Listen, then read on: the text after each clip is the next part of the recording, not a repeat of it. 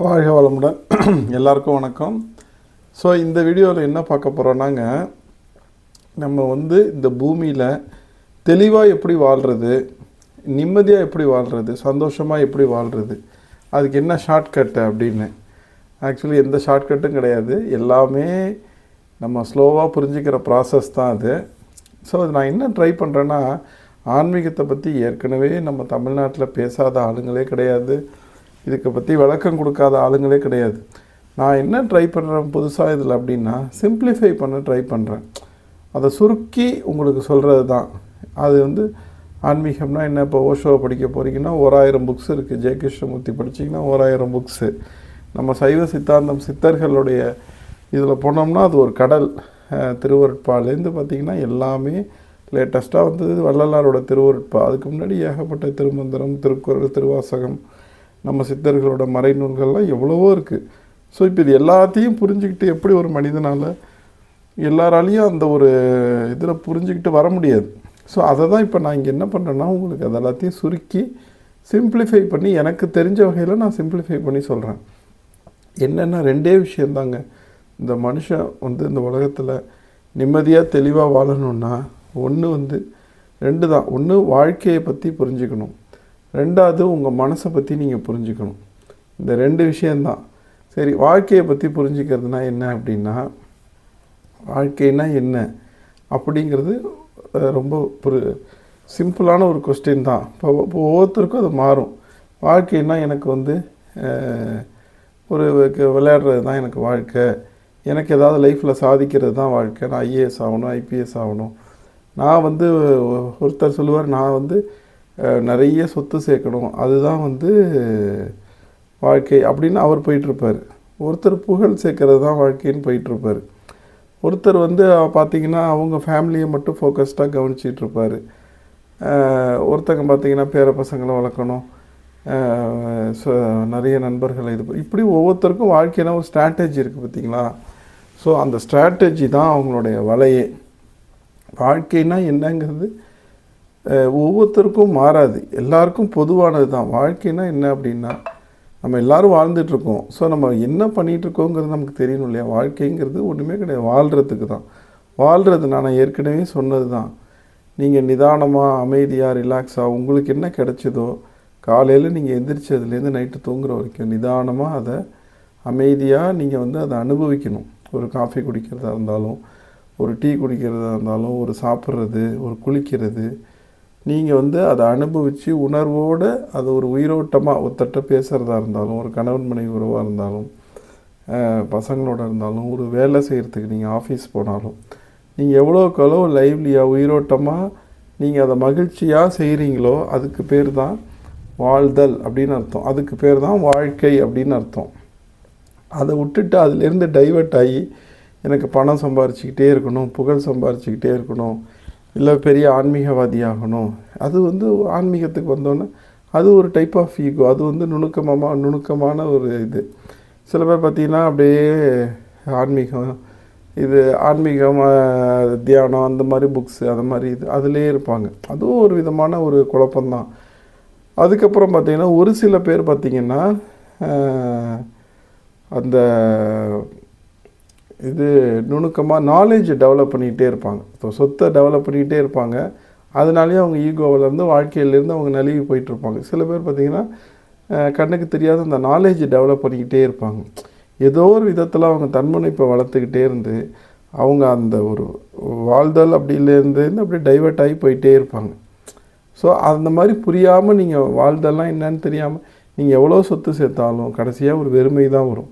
எவ்வளோ நாலேஜ் சேர்த்தாலும் உங்களுக்கு வெறுமை தான் வரும். நீங்கள் வாழ்தல்லேருந்து விலகி எதை செஞ்சாலும் அது உங்களுக்கு பதட்டத்தையும் குழப்பத்தையும் தான் கொண்டு வரும். அதனால தான் இந்த முழு உலகமும் இன்றைக்கி இவ்வளோ அமைதி இல்லாமல் இருக்குது. வாழ்தல்னால் என்ன, வாழ்க்கைனா என்னன்னே புரியலைங்க. நம்ம இப்போ ஒரு சினிமா தேட்டருக்கு போகிறோம், அங்கே எதுக்கு போகிறோம், சினிமா பார்க்க போகிறோம், பாப்கார்ன் இதெல்லாம் விற்கிறாங்க, அது சாப்பிட்றதுக்காக போகிறோம்.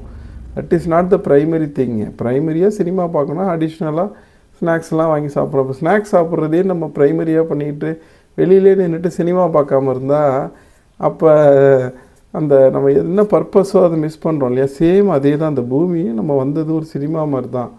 நம்ம சும்மா கடவுள் நம்மளை ஒரு டூர் அனுப்பிச்சிருக்காரு. இதில் சீரியஸாக இருக்கிறதுக்கு ஒன்றுமே கிடையாது. லைட்டாக எடுத்துக்கிட்டு நமக்கு என்ன கிடச்சிதோ அதை சந்தோஷமாக மகிழ்ச்சியாக கடைசி வரைக்கும் அனுபவிச்சுக்கிட்டே இருக்கணும். ஸோ இதுதான் வாழ்தல்ங்கிறது. அடுத்தது உங்கள் இதான் வாழ்தலை பற்றி புரிதல், வாழ்க்கையை பற்றி புரிதல். அடுத்தது உங்கள் மனம். ஸோ மனம்ங்கிறது என்னென்னா, அதில் நிறைய விஷயம் இருக்குது. அதில் ரெண்டாக அதை பிரிக்கிறேன். ஒன்று என்னென்னா ஆசை. ஸோ இந்த ஆசையை பற்றி நீங்கள் புரிஞ்சுக்கணும். ஆசையை சின்ன வயசுலேருந்து நீங்கள் எல்லாத்தையும் அனுபவிக்கிறீங்க. ஒரு ஐஸ்கிரீம் சாப்பிட்றீங்க, சாக்லேட் சாப்பிட்றீங்க, வேலைக்கு போகிறீங்க, கல்யாணம் பண்ணிக்கிறீங்க, ஸோ இது மாதிரி வீடு கட்டுறீங்க. அந்த மாதிரி ஆசைகள் நிறைவேறிட்டே இருக்குது. ஸோ நீங்கள் எல்லா ஆசையும் நிறைவேற்ற எந்த ஆசையை நிறைவேறப்பயாவது உங்களுக்கு ஒரு நிறைவோ திருப்தியோ வருதான்னு உங்கள் உள் மனசை கவனிக்கணும். சர்வைவலுக்கு என்ன தேவையோ அதை சம்பாரிச்சிக்கலாம். நம்ம கம்ஃபர்ட்டாக இந்த பூமியில் வாழ்கிறதுக்கு என்ன வேணுமோ அதை சம்பாரிச்சிக்கலாம், அதெல்லாம் ஓகே. ஆனால் இது ஒரு ஹேபிட் வைஸ மாதிரி ஆகி தொடர்ந்து நம்ம எதையோ ஒன்று பண்ணிக்கிட்டே இருக்கோம் பாருங்கள். அதாவது நமக்கு திருப்தி இல்லைனாலும் எதையோ ஒரு ஆசையை நோக்கி நம்ம ஓடிக்கிட்டே இருக்கோம் பார்த்தீங்களா? அந்த ஆசை என்னங்கிறத நீங்கள் கவனிக்கணும். அதாவது ஆசையினால் இன்பம் வரும், ப்ளஷர் வரும், ஆனால் திருப்தியோ ஒரு அமைதியோ வராது. ஸோ அதுதான் ஃபண்டமெண்டலாக நம்ம ஆசையை பற்றி புரிஞ்சுக்கணும். அது நான் இப்போ சொல்லிட்ட வார்த்தையாக நான் சொல்கிறது இப்போ நாலேஜ். உங்களுக்கு அது எப்போ அனுபவமாக வருதோ ஏதோ ஒரு கட்டத்தில் வரும். அந்த கட்டம் வர்ற பாருங்க, அதுதான் நீங்கள் ஞானம் அடைந்த நாள்னு அர்த்தம். அதுக்கப்புறமா தான் உங்கள் வாழ்க்கையே ஸ்டார்ட் ஆகும். ஆசையினால் உங்களுக்கு துன்பம், ஆசையினால் உங்களுக்கு நிறைவு வராது. அப்படிங்கிறது எப்போ ஒரு அனுபவமாக உங்களுக்கு புரியுதோ அதுதான் நீங்கள் ஞானம் அடைந்த நாள். அதுதான் இந்த என்லைட்மெண்ட் டேம்பாங்க. அதுக்கப்புறம் தான் உங்கள் வாழ்க்கையே ஆரம்பிக்கும். அதுக்கப்புறம் பார்த்திங்கன்னா உங்கள் மனசு ரொம்ப ரிலாக்ஸாக இருக்கும். எல்லார்ட்டையும் சந்தோஷமாக சிரித்து பழகுவீங்க, ரிலாக்ஸாக இருப்பீங்க. ஸோ அதுதான் அந்த ஆசையை பற்றியான ஒரு புரிதல். இப்போ நான் இதை விளையாட்டாக சொல்லிட்டேன், பட் உங்கள் அனுபவத்தில் நீங்கள் அதை பார்க்கணும். அது ரொம்ப முக்கியமானது. அடுத்தது ஆசைக்கு அப்புறம் உங்களுடைய குணங்கள். உங்கள் குணங்களை நீங்கள் கவனிக்கணும். குணங்கள்னு சொல்லலாம், நீங்கள் எவ்வளோ மெச்சூரிட்டி அடைஞ்சிருக்கீங்க அப்படிங்கிறது.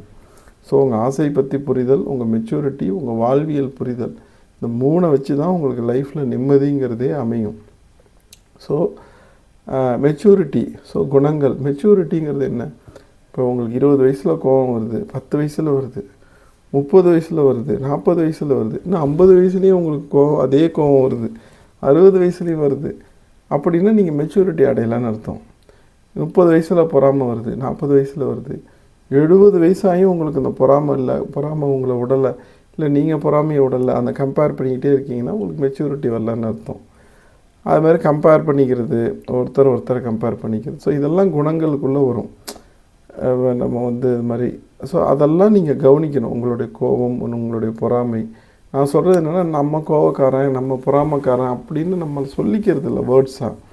நீங்கள் அதை தான் ஜெய கிருஷ்ணமூர்த்தி சொல்கிறாங்க. நான் உங்களுக்கு கோபம் வருதுங்கிறத, நீங்கள் பொறாமை வருதுங்கிறத, பேராசை வருது, அந்த கிரீடினஸ் வருதுங்கிறத நீங்கள் அது நான் உங்களுக்குள்ளே அது நடந்துக்கிட்டு இருக்கப்ப நம்ம இப்படி தான் ஃபங்க்ஷன் ஆகுது நம்ம மைண்டு, பிரெயின் அப்படிங்கிறத நம்ம கவனிக்கணும். அந்த கவனிக்கிறப்ப தான் உங்களுக்கு அந்த ஈகோ பிரேக் ஆகி அந்த செல்ஃப் ரியலைசேஷனுங்கிறது உங்களுக்கு வர ஆரம்பிக்கும். அப்போ தான் உங்களுக்கு நேச்சரோட ஒரு நெட்வொர்க் வரும், இயற்கையோட இறைவனோட நெட்வொர்க் வரும். அப்போ தான் அந்த ஆனந்தங்கிறது உங்களுக்கு மகிழ்ச்சிங்கிறது வர ஆரம்பிக்கும். ஸோ இது தாங்க சிம்பிளாக நான் சொல்லிட்டேன். நீங்கள் திங்க் பண்ணுங்கள். உங்களுடைய மெச்சூரிட்டி லெவல், உங்களுடைய ஆசையை பற்றியான புரிதல், 3வது உங்கள் வாழ்வியல் புரிதல். ஸோ இந்த 3 நீங்கள் எப்போ அது உங்களுக்கு புரியுதோ அப்போ தான் நீங்கள் தெளிவாக, நிம்மதியாக, சந்தோஷமாக இந்த உலகத்தில் வாழ முடியும். ஸோ நான் சொல்கிறதெல்லாம் ஒரு அனுபவமாக நீங்கள் உங்களுக்குள்ளே பார்க்க ஆரம்பிங்க. ஸோ அதனால் இதுதான் நான் இந்த வீடியோவில் சொல்ல வந்தது. இன்னும் நிறையா பேசுவோம். இப்போதைக்கு இதோட போதுங்க. வாழ்த்துக்கள்.